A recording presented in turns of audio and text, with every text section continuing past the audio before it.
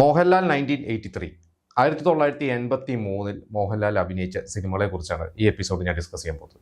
1980 മഞ്ഞു വിരിഞ്ഞ പൂക്കളിലൂടെ മോഹൻലാൽ സിനിമയിൽ വരുന്നു. അതിനു മുമ്പ് തിരനോട്ടം അഭിനയിച്ചു. പക്ഷെ അത് പിന്നീട് കുറെ വൈകിയാണ് അത് പുറത്തിറങ്ങിയത്. പിന്നീട് 81, 82 ഈ വർഷങ്ങളിലൊക്കെ മോഹൻലാലിന്റെ സിനിമകളെ കുറിച്ചൊക്കെ നമ്മൾ ഓരോ എപ്പിസോഡ്സ് ചെയ്തിരുന്നു. അപ്പൊ 83 എത്തിക്കഴിഞ്ഞപ്പോൾ മോഹൻലാൽ അപ്പോഴും വില്ലനായിട്ടാണ്, ക്യാരക്ടർ റോളുകളാണ്, പിന്നെ കൂടുതൽ കുറച്ച് നായക വേഷങ്ങളൊക്കെ മോഹൻലാൽ ചെയ്യുന്നുണ്ട്. അപ്പൊ എന്തായാലും ഈ 83 എന്ന് പറയുന്ന ഒരു വർഷം ഏകദേശം കൃത്യമായിട്ട് ഒരു അപ്രോക്സിമേറ്റ് കണക്കാണ് ഞാൻ പറഞ്ഞ. കുറച്ച് സിനിമകളൊക്കെ മിസ്സിംഗ് ഉണ്ടാവും ഞാൻ നോക്കിയതിൽ. എന്തായാലും ഒരു 26, 27 സിനിമകളിൽ മോഹൻലാൽ അഭിനയിച്ചിട്ടുണ്ട്. ഇതിൽ ഭൂരിഭാഗം സിനിമകളും, ഭൂരിഭാഗം എനിക്ക് തോന്നുന്നു ഒരു സോളോ ഹീറോ ഒന്നും മോഹൻലാൽ ആ സമയത്തും അഭിനയിച്ചിട്ടില്ല. അതൊക്കെ കുറച്ചുകൂടിയും കഴിഞ്ഞിട്ട് 84 എത്തി കഴിഞ്ഞപ്പോഴൊക്കെയാണ് കൂടുതൽ ഒരു സോളോ ഹീറോ ആ ലെവലിലോട്ടൊക്കെ എത്തിയത്. എന്തായാലും ഇപ്പോൾ 83 ഒരു ലിസ്റ്റ് നമുക്ക് നോക്കാം. അതിൽ കുറേ സിനിമകൾ ഈ പറഞ്ഞ മൾട്ടി സ്റ്റാർ സിനിമകളൊക്കെ തന്നെയാണ്. അതിൽ ആദ്യത്തെ ഒരു സിനിമ എന്ന് പറയുന്നത് എൻ്റെ കഥ എന്ന് പറയുന്ന ഒരു സിനിമയാണ്. ആ എൻ്റെ കഥ എന്ന് പറയുന്ന സിനിമയിൽ മമ്മൂട്ടിയുണ്ട്, എന്നിട്ട് പ്രേം നസീറുണ്ട്, ഒരുപാട് വലിയൊരു സ്റ്റാർ കാസ്റ്റ് ഉള്ള ഒരു സിനിമ തന്നെയാണ്. പിന്നെ വിസ എന്ന് പറയുന്ന ഒരു സിനിമയുണ്ട്. വിസ എന്ന് പറയുന്ന ബാലു കിരിയത്ത് ഡയറക്ട് ചെയ്ത സിനിമയാണ്. ആ വിസയിൽ ശരിക്കും ശ്രീനാഥ്, മമ്മൂട്ടി, മോഹൻലാൽ, ജലജ, ശാന്തികൃഷ്ണ, ബാലയ്ക്ക് തുടങ്ങിയ വലിയ സ്റ്റാർ കാസ്റ്റ് ഉണ്ട്. അതിൽ ഈ പറഞ്ഞ ഗൾഫുകാരുടെയൊക്കെ അന്നത്തെ ഒരു ജീവിതവും കാര്യങ്ങളും. എനിക്കൊണ്ട് മോഹൻലാൽ ഒരു കോമഡിയൊക്കെ കുറച്ച് ചെയ്ത് തുടങ്ങിയത്, അതായത് ബാലു കിരിയത്ത് എവിടെ ഒരു ഇന്റർവ്യൂവിൽ പറഞ്ഞിട്ട് അത് മോഹൻലാലെ കൊണ്ട് അത്യാവശ്യം കോമഡിയൊക്കെ ചെയ്യാൻ പറ്റുമെന്ന് തോന്നിച്ച ഒരു സിനിമകളിൽ ഒന്നാണ് ആ ഒരു സിനിമ. അത് അത്യാവശ്യം നല്ല ഒരു ഒപ്പീനിയനും കിട്ടി, തിയേറ്ററിൽ സക്സസ് ആയ ഒരു സിനിമയായിരുന്നു. ശരിക്കും എനിക്കോട് അതാണ് ശരിക്കും ഒരു വില്ലെന്ന് മാറിയിട്ടുള്ള മോഹൻലാലിന്റെ ഒരു കോമഡി ഒരു ക്യാരക്ടർ ഉള്ളത്. പിന്നെയുള്ളത് ഭൂകമ്പം എന്ന് പറയുന്ന ഒരു സിനിമയാണ്. അത് ജോഷി ഡയറക്ട് ചെയ്ത സിനിമയാണ്, പ്രിയദർശൻ എഴുതിയ സിനിമയാണ്. അതിൽ പ്രേം നസീറും ശ്രീവിദ്യയും ഒക്കെ പ്രധാന റോള്. അതിൽ കൂട്ടത്തിൽ ഒരു റോളിൽ മോഹൻലാലും ഉണ്ട്. ജയശങ്കർ എന്ന് പറഞ്ഞാൽ നമ്മുടെ തമിഴ് നടൻ ജയശങ്കറാണ്. പഴയ വലിയൊരു സ്റ്റാർ ആയിരുന്നു. അദ്ദേഹം അഭിനയിച്ചിട്ടുണ്ട് ഈ ഒരു സിനിമയിൽ. അതിൽ ഭൂകമ്പം അത്യാവശ്യം നന്നായിട്ട് ഓടിയ ഒരു കളക്ട് ചെയ്ത ഒരു സിനിമ തന്നെയായിരുന്നു. പിന്നെ ഹലോ മദ്രാസ്കൾ എന്ന് പറഞ്ഞു വിജയ് വില്യംസ് ഡയറക്ട് ചെയ്തത്. അതിലും ഇപ്പൊ ശങ്കറും മോഹൻലാൽ, രാജ്കുമാർ, അന്ന് ശങ്കറും രാജ്കുമാറൊക്കെ മോഹൻലാലിനെക്കാട്ടും കൂടുതൽ താരമൂല്യമുള്ള നടന്മാരാണ്. ഇവരുടെ കൂട്ടത്തിൽ ഒരു റോള് മോഹൻലാലും ഉണ്ട്. പിന്നെ ഗുരുദക്ഷിണ എന്ന് പറയുന്ന ഒരു സിനിമയുണ്ട്. അത് ബേബി, പണ്ടത്തെ ഒരു ഹിറ്റ്, പ്രത്യേകിച്ച് ലിസ ബേബി എന്നൊക്കെയാണ് വിളിക്കുക. അത് അറിയാം, അന്ന് ഹൊറർ സിനിമകളുടെയൊക്കെ ആളായിരുന്നു. ഒരുപാട് ഹിറ്റ് സിനിമകളുണ്ട്. അതിലും ഈ ഒരു സിനിമയിൽ അതിൽ കുറേ സ്റ്റാർ കാസ്റ്റ് ഉണ്ട്. മമ്മൂട്ടി ഉണ്ട്, രതീഷ് ഉണ്ട്, അടൂർ ബാസി ഉണ്ട്, ടി.ജി. രവി ഉണ്ട്. അതിൽ ചെറിയൊരു വേഷത്തിലാണ് ഇതിൽ മോഹൻലാൽ അഭിനയിച്ചിരിക്കുന്നത്. അതിൽ എങ്കൽ വാത്തിയാർ എന്ന് പറയുന്ന ഒരു തമിഴ് സിനിമയുടെ റീമേക്കാണ് ഒരു സിനിമ. പിന്നെ നസീമ എന്ന് പറയുന്ന ഒരു സിനിമ, അത് എ ഷെറീഫ് ഡയറക്ട് ചെയ്തിട്ടുള്ള ഒരു സിനിമയാണ്. അതിൽ മോഹൻലാലും നെടുമുടി വേണു, നിത്യ, റാണി പത്മിനി ഇവരെല്ലാവരും ഉണ്ട്. അന്ന് നെടുമുടിയാണ് നമുക്കറിയാം താരമൂല്യമുള്ള ഒരു നടൻ. പിന്നെ കൊലക്കൊമ്പൻ എന്ന് പറയുന്ന ഒരു സിനിമയുണ്ട്. അത് ഹിറ്റ് മേക്കർ ശശികുമാർ. പിന്നീട് ഈ ശശികുമാർ എന്ന സംവിധായകന്റെ തന്നെ സിനിമകളിലെ നായകതുല്യമായിട്ടുള്ള വേഷങ്ങളൊക്കെ ചെയ്തിട്ട് മോഹൻലാൽ ഒരുപാട് ഹിറ്റുകൾ പിന്നീട് മോഹൻലാൽ ലഭിച്ചിട്ടുണ്ട്. ഇത് ശശികുമാറിന്റെ ഈ കൊലകൊമ്പനിൽ മോഹൻലാൽ, MG സോമൻ, മേനക, പ്രതാപചന്ദ്രൻ ഇവരെല്ലാവരും കൂടിയുള്ള ഒരു മൾട്ടി സ്റ്റാർ സിനിമ തന്നെയാണ്. പിന്നെ കുയിലിനെ തേടി എന്ന് പറഞ്ഞ സിനിമ. ഈ സിനിമ ശരിക്കും ആ വർഷത്തെ ഏറ്റവും വലിയ ഹിറ്റുകളിൽ ഒന്നായിരുന്നു. ഒരു 100 ദിവസത്തിന് മുകളിൽ ഓടിയ ഒരു സിനിമ. ഇതിൽ ശരിക്കും രോഹിണി, മാസ്റ്റർ രഘു, അതായത് മാസ്റ്റർ രഘു എന്ന് വിളിച്ച് പിന്നീട് ഇണയിലും നമ്മൾ നീലഗിരി വരെയൊക്കെ കണ്ടിട്ടുണ്ട്. ഒരു കാരണം എന്നുള്ള പേരിൽ പിന്നീട് തമിഴിലൊക്കെ ഒരുപാട് നായകനായിട്ട് സിനിമ ചെയ്തിട്ടുണ്ട്. ഇവരാണ് ഇതിലൊരു പ്രധാന വേഷമുള്ളത്. മോഹൻലാൽ മോഹൻലാലിന്റെ തമ്പുരാൻകുട്ടി എന്ന് പറഞ്ഞ ഒരു കഥാപാത്രം, അത് ശരിക്കും ചെറിയൊരു നെഗറ്റീവ് ടച്ചുള്ള ഒരു ക്യാരക്ടറാണ്. അത്യാവശ്യം നന്നായിട്ട് ശ്രദ്ധിക്കപ്പെട്ട, മോഹൻലാലിന്റെ വില്ലൻ വേഷങ്ങളിൽ ശ്രദ്ധിക്കപ്പെട്ടിട്ടുള്ള ഒരു സിനിമ തന്നെയായിരുന്നു.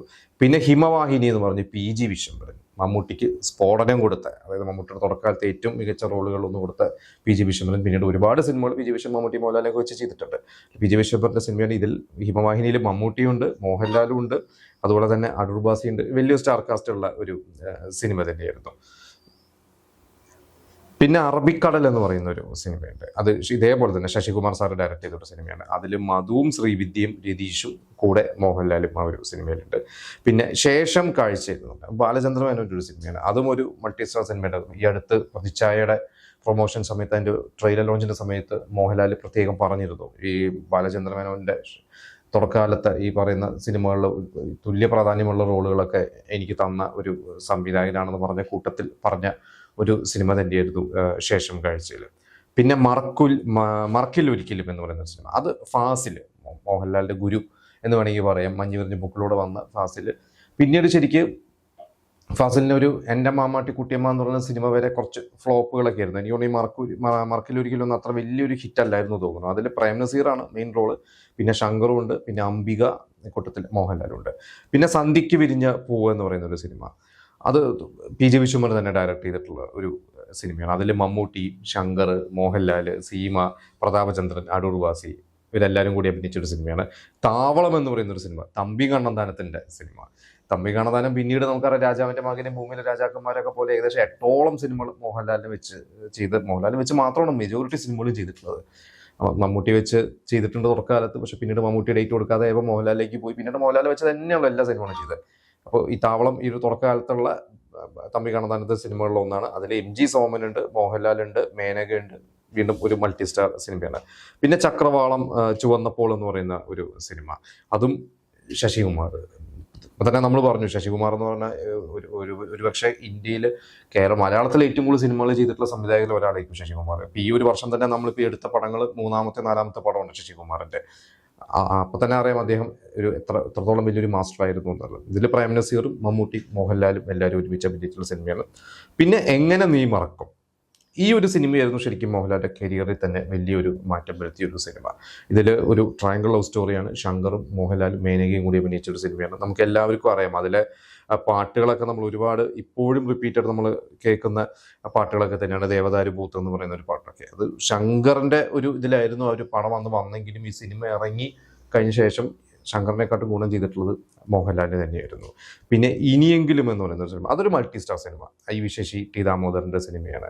അതിൽ മോഹൻലാലും ലാലു ലക്സും രതീഷ്, റാണി പത്മിനി, പിന്നെ മമ്മൂട്ടി എല്ലാവരും ഉണ്ട്. വലിയൊരു സ്റ്റാർ കാസ്റ്റ് ഉള്ള ഒരു സിനിമയാണ്. പിന്നെ ആട്ടക്കലാശം, ശശികുമാറിൻ്റെ സിനിമ.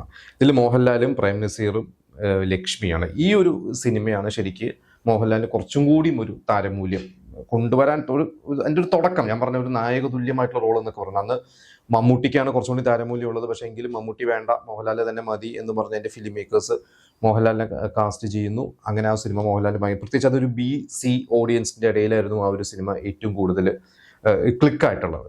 പിന്നെ ക്ലാസിക് സിനിമകളുടെ സംവിധായകൻ ഭരതൻ്റെ ഒരു സിനിമ കാറ്റത്തെ കിളിക്കൂട് എന്ന് പറയുന്ന ഒരു സിനിമ. അത് നെടുമുടി വേണുവിൻ്റെ ഒരു കഥ T ദാമോദരൻ എഴുതിയൊരു സ്ക്രിപ്റ്റാണ്. ആ സിനിമയിൽ മോഹൻലാലിന് വീണ്ടും നല്ലൊരു പോസിറ്റീവ് ക്യാരക്ടറാണ് കിട്ടിയത്. അതിൽ ഭരത് ഗോപിയാണ് ഒരു പ്രധാന നായകനെന്ന് പറയാം. ഭരത് ഗോപിയും, ശ്രീവിദ്യ, പിന്നെ മോഹൻലാൽ, രേവതി ഇവരെല്ലാവരും ഉണ്ട്. പക്ഷേ എനിക്ക് തോന്നുന്നു മോഹൻലാൽ ഒരു കുടുംബ പ്രേക്ഷകർക്ക് മോഹൻലാലിനെ കൂടുതൽ ഇഷ്ടപ്പെട്ട് തുടങ്ങിയ സിനിമകളിൽ ഒരു സിനിമ തന്നെയായിരുന്നു കാറ്റത്തെ കിളിക്കൂട്. പിന്നെ അസ്ത്രം എന്നുള്ള സിനിമ, അത് PN മേനോൻ എന്ന സംവിധായകൻ. അദ്ദേഹം ഒരു കമേഴ്ഷ്യൽ സിനിമകളുടെ അല്ല, അദ്ദേഹം എന്താ പറയുക കുറച്ച് ഒന്ന് മാറിയിട്ടുള്ള ഒരു മധ്യവർത്തി സിനിമകളെന്നൊക്കെ പറയുന്ന പോലത്തെ സിനിമകളൊക്കെ ചെയ്യുന്ന വ്യക്തിയാണ്. അദ്ദേഹത്തിൻ്റെ സിനിമ ഇതിൽ ഭരത് ഗോപി ആയിരുന്നു ഒരു പ്രധാനമായിട്ട്. പിന്നെ മോഹൻലാലും മമ്മൂട്ടിയും നെടുമുടി വേണു ഇവരെല്ലാവരും ഉള്ള ഒരു സിനിമ തന്നെയായിരുന്നു. പിന്നെ ചങ്ങാത്തം എന്നുള്ള സിനിമ, ഭദ്രൻ പിന്നീട് സ്ഫടികവും ഒളിമ്പിയൻ അന്തോണിയൊക്കെ പോലെ മോഹൻലാലിനെ വെച്ചിട്ട് ഒരുപാട് സിനിമകൾ ചെയ്തിട്ടുണ്ടായിരുന്നു. സ്ഫടികം തന്നെ പറയാം, നമുക്ക് എടുത്തു പറയാവുന്ന ഒരു സിനിമയാണ്. ഇതിൽ മോഹൻലാൽ ഒരു നെഗറ്റീവ് റോളാണ്. ആ സിനിമ കണ്ടവർക്കറിയാം എത്രത്തോളം ഒരു കൊടും ക്രൂരനായ, ഇത് ചിരിച്ചുകൊണ്ട് ക്രൂരത കാണിക്കുന്ന അങ്ങനത്തെ ഒരു വില്ലൻ ക്യാരക്ടറാണ് മോഹൻലാലിൻ്റെ. അതിൽ മമ്മൂട്ടി മാധവിയാണ് അതിൽ പ്രധാന നായികയായിട്ടുള്ളത്. പക്ഷെ ആ സിനിമ അന്ന് അത്യാവശ്യം ഭയങ്കര ഒരു ഹിറ്റായിട്ടുള്ള സിനിമയായിരുന്നു. മോഹൻലാലിൻ്റെ വില്ലൻ വേഷം വളരെയധികം ശ്രദ്ധിക്കപ്പെട്ടിട്ടുള്ള സിനിമയാണ്. പിന്നെ ഒരു മുഖം പല മുഖം എന്ന് പറയുന്ന ഒരു സിനിമ, അത് PK ജോസഫ്. അതിലും ഈ മൾട്ടി സ്റ്റാറാണ്. രതീഷ് ഉണ്ട്, മമ്മൂട്ടി ഉണ്ട്, മോഹൻലാൽ, ശ്രീവിദ്യ എല്ലാവരും അഭിനയിച്ച ഒരു സിനിമയാണ്. പിന്നെ നാണയം എന്നൊരു സിനിമയൊക്കെ എൻ്റെയൊക്കെ കുട്ടിക്കാലത്തേക്ക് ദൂരദർശനിൽ കണ്ടിട്ടുള്ള ഒരു സിനിമയാണ്. അതിൽ മമ്മൂട്ടിയും മോഹൻലാലും അവർ ബ്രദേഴ്സും കസിൻസും ആയിട്ടുള്ളൊരു സിനിമ, കുറേ മുമ്പ് കണ്ടിട്ടുള്ളത്. നല്ല രസമുള്ള ഒരു ഫൺ സിനിമയാണ്. അന്നത്തെ ഒരു യൂത്ത് സിനിമ എന്നൊക്കെ പറഞ്ഞാൽ IV ശശി, T ദാമോദരൻ കുട്ടികളുണ്ട്. മമ്മൂട്ടി മോഹൻലാൽ ഈക്വലാണ്. മധുവുണ്ട്, സീമയുണ്ട്, പൂർണിമയുണ്ട്, ശ്രീവിദ്യയുണ്ട്, എല്ലാവരും വലിയൊരു സ്റ്റാർ കാസ്റ്റുള്ള സിനിമയാണ്. പിന്നെ എൻ്റെ മാമാട്ടി കുട്ടിയമ്മ, അതും ഈ പറയുന്ന പോലെ ഫാസിൽ, ഞാൻ ഈ പറഞ്ഞ മഞ്ഞു വിരിഞ്ഞ പൂക്കൾ കഴിഞ്ഞിട്ട് ഫാസിൽ ചെയ്ത സിനിമകളൊന്നും വിചാരിച്ച പോലെ മഞ്ഞു വിരിഞ്ഞ പൂക്കൾ പോലെ ഒരു ഹിറ്റ് അല്ലാത്തതുകൊണ്ട് ഒരു ഹിറ്റ് വേണം എന്ന് മനസ്സിൽ ഉറപ്പിച്ച് ഫാസിൽ ചെയ്തൊരു സിനിമ എൻ്റെ മാമാട്ടി കുട്ടിയമ്മ. അപ്പോൾ മഞ്ഞു വിരിഞ്ഞ പൂക്കൾ അതേ ടീം ശങ്കർ, മോഹൻലാൽ, പൂർണിമ ഇവരൊക്കെ തന്നെ വേണമെന്ന് വിചാരിച്ചു. പക്ഷേ ശങ്കറിൻ്റെ ഡേറ്റ് ഒന്നും കിട്ടാത്തത് കൊണ്ടും ഭരത് ഗോപിനെ ആ റോളിലിട്ടിട്ടു. എന്നിട്ട് മറ്റേ റോള് മോഹൻലാൽ, നമുക്കറിയാം മോഹൻലാൽ അതിൻ്റെ ഒരു എക്സ്റ്റൻഡ് ക്യാമിയോ എന്നൊക്കെ വേണമെങ്കിൽ പറയാം. പക്ഷേ മോഹൻലാൽ നല്ലൊരു ക്യാരക്ടറായിരുന്നു, നല്ലൊരു സോഫ്റ്റ് ക്യാരക്ടറായിരുന്നു, വളരെ പോസിറ്റീവായിട്ടുള്ള ഒരു ക്യാരക്ടറായിരുന്നു. പിന്നെ പിന്നിലാവ് എന്ന് പറയുന്ന സിനിമ വീണ്ടും PG വിശ്വംഭരൻ്റെ സിനിമയാണ്. അതിൽ ഈ പറഞ്ഞ പോലെ മമ്മൂട്ടിയുണ്ട്, മധു ഉണ്ട്, മോഹൻലാലുണ്ട്, വീണ്ടും ഒരു മൾട്ടി സ്റ്റാർ ഒരു സിനിമകൾ തന്നെയായിരുന്നു. അത്യാവശ്യം അതും ഓടിയ ഒരു സിനിമകൾ തന്നെയായിരുന്നു. അപ്പോൾ ഇത്രയും സിനിമകളാണ് ആ ഒരു വർഷം മോഹൻലാൽ അഭിനയിച്ചത്. 26, 27 സിനിമ എന്നൊക്കെ പറയുമ്പോൾ എനിക്ക് തോന്നുന്നു പിന്നെ അവർ ഒരു 86, 87 വരെ 86 32 സിനിമയ്ക്കാണ് മമ്മൂട്ടി മോഹൻലാലും രണ്ടുപേരും അഭിനയിച്ചിട്ടുള്ളത്. അപ്പോൾ ഈ ഒരു വർഷം 83 മോഹൻലാലിന് ഭയങ്കരമായിട്ട് ഗുണം ചെയ്ത വർഷമാണ്. ഇപ്പം നമ്മൾ പറഞ്ഞ പോലെ ഒരു സോളോ ഹീറോ അല്ല, പക്ഷേ എങ്കിൽ പോലും ഒരു നായക തുല്യമായിട്ടുള്ള റോൾസ്, വില്ലൻ റോളുകൾ, ക്യാരക്ടർ റോളുകൾ എല്ലാം കൂടി പ്രേക്ഷക മനസ്സിലോട്ടങ്ങ് ഇടിച്ച് കയറി തുടങ്ങിയ, അല്ലെങ്കിൽ ഇടിച്ച് കയറി ഒരു സ്ഥാനം നേടിയെടുത്ത വർഷങ്ങളിൽ ഒരു വർഷം തന്നെയാണ്. എന്തായാലും നമുക്ക് ഞാൻ ഇത്രയും സിനിമകൾ പറഞ്ഞു. ഇതിൽ നിങ്ങൾ ഒരുപാട് സിനിമകൾ നിങ്ങൾ കണ്ടിട്ടുണ്ടോ? ഇതിൽ നിങ്ങളുടെ ഒരു ഫേവറേറ്റ് സിനിമയും മോഹൻലാലിൻ്റെ ഒരു ഫേവറേറ്റ് ക്യാരക്ടർ ഏതാണെന്ന് നമുക്ക് കമൻറ്റ് ചെയ്യുക. എന്തായാലും ഇനി അടുത്തൊരു വർഷം 84 എന്ന് പറയുന്ന വർഷത്തെ മോഹൻലാലിൻ്റെ സിനിമകളെ കുറിച്ച് നമുക്ക് മറ്റൊരു എപ്പിസോഡിൽ ഡിസ്കസ് ചെയ്യാം.